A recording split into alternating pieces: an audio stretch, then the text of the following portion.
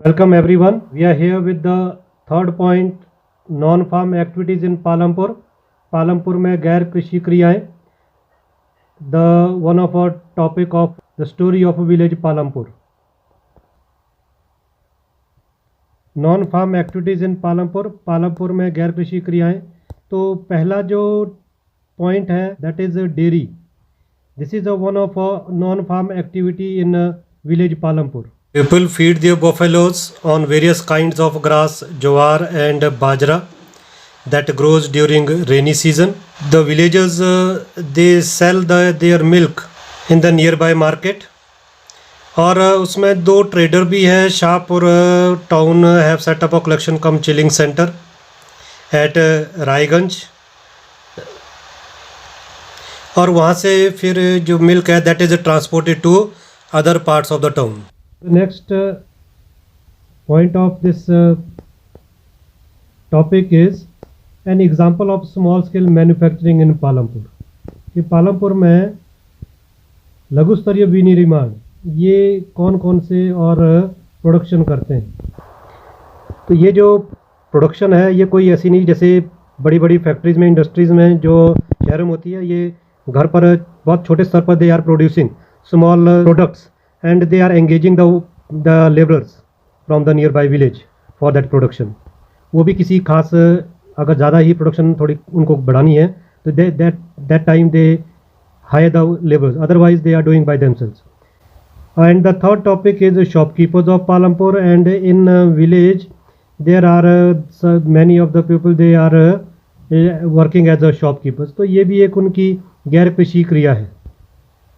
तो इसमें general stores हो सकते हैं जिसमें सारा सामान मिल जाए, राइस, वीट, शुगर, बिस्किट, जो भी आम ज़रूरतें हैं लोगों की, वो they are provided by these shopkeepers. And the villagers need not to go to the cities. ख़ास तौर से जहाँ इनके बसें वगैरह आती है गाँव में, तो उसके आसपास ये ज़्यादा जो लोगों ने अपने घर का कुछ part is converted into a shop and they are doing these activities there. The fourth one is transport, a fast developing sector.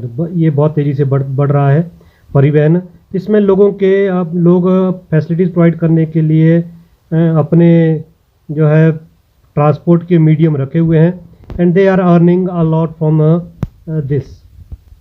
इसमें रिक्शा वाला से लेकर टोंगा वाला से जीप, ट्रक, ये सभी बुलक कार्ट्स भी है, सभी services they are providing in the village. कुछ आपने गांव में देखा होगा कि लोग फेरियां लगाते हैं, कुछ सामान बेचते हैं, तो वो भी एक फैसिलिटी भी है. And the shop at the door, that facility they are providing. तो ये बहुत सारी ऐसी गैर कृषि क्रियाएं होती है which are also the fact that the part of the production that is goods and services जो प्रोवाइड कर रहे हैं. So in this topic, non-farm activities in Palampur, we discussed first dairy, second small scale manufacturing, third shopkeepers of Palampur, and transport. These are a few of the non-farm activities in a village, and these are the source of their livelihood.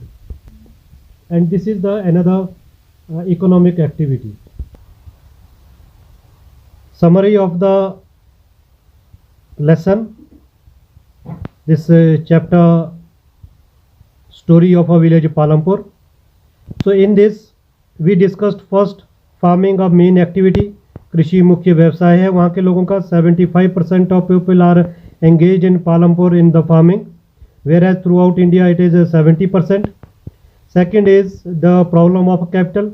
पैसों की ज़रूरत पड़ती है, चाहे वो किसान है या कोई एक छोटा कामगार है या कोई बिजनेस करने वाला है या प्रोडक्शन कुछ सामान की करता है, चाहे वो स्मॉल स्केल बिजनेसमैन हुआ,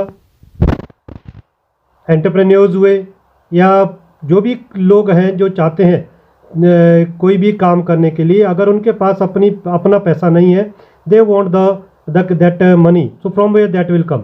तो लोग ख़ास तौर से गांव में नज़दीक में जाते हैं जहां से उनको मिल जाए पैसा, ख़ास तौर से लैंड ओनर्स के पास, या फिर जो मनी लेंडर्स हैं, शाहूकार हैं, उनसे पैसा लेते हैं जिसमें कि उनको ज़्यादा नुकसान हो जाता है.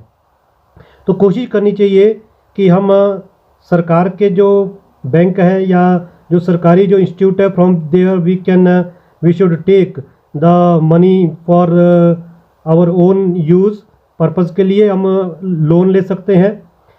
और सरकार को भी चाहिए कि लोगों को अवेयर करें और उनको ये बताने की कोशिश करें कि they should go for these government institutes.